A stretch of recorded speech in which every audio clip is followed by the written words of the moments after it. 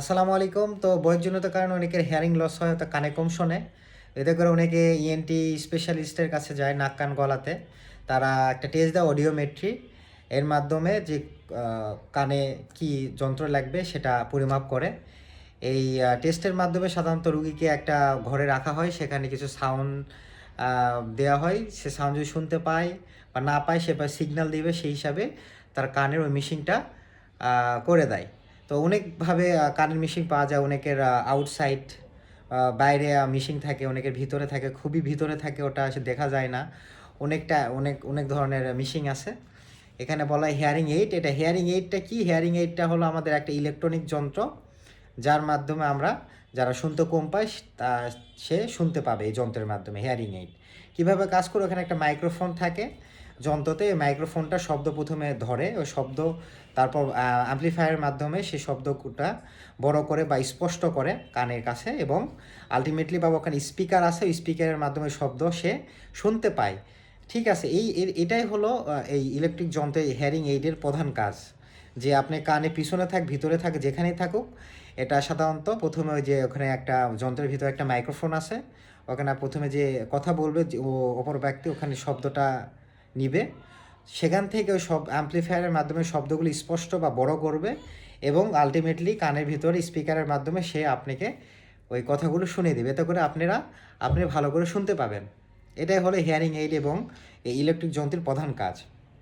তো যেটা বলতে চাচ্ছি, কারো যদি বাসায় বয়স্ক মানুষের বা আপনার আত্মীয় যদি এইসব সমস্যা থাকে, অবশ্যই কানে যন্ত্র লাগবে। এতে করে তার চলাফেরা এবং মানুষের যে কথাবার্তা, কমিউনিকেশান, যে এবং অনেকের যে সমস্যা পড়ে, এটা সম্মুখীন হবেন না। বাজার অনেক দামের মেশিন আছে, অবশ্যই ভালো দেখে নেবেন। তাহলে ইনশাআল্লাহ আপনার এই ঝামেলা থেকে মুক্তি পাবেন। এবং অনেক কারণে কিন্তু হিয়ারিং লস হয়, নট অনলি বয়সজনিত কারণে। আপনি যদি কানে যদি ওই যে ময়লা থাকে, যদি ওয়াক্স থাকে, হ্যাঁ, কম্প্যাক্ট ওয়াক্স যদি বেশি ময়লা থাকে, তাহলে কিন্তু আপনি কানে কম শুনবেন। পানি যদি ঢোকে কানে, তাহলে কিন্তু কম শুনবেন। কানে যদি আপনার পর্দারও সমস্যা হয়, টিম্পানিক মেমব্রেনের যদি সমস্যা থাকে, তাহলেও হইবে। বা আপনার কানে যদি পুজ বের হয়, বা হলো সর্দি কাশির জন্য যদি নাক বন্ধ থাকে, তাহলে কিন্তু কানে আপনি কম শুনতে পারবেন। ঠিক আছে, নট অনলি জাস্ট বয়সজনিত কারণে আপনি কম শুনতে পারবেন।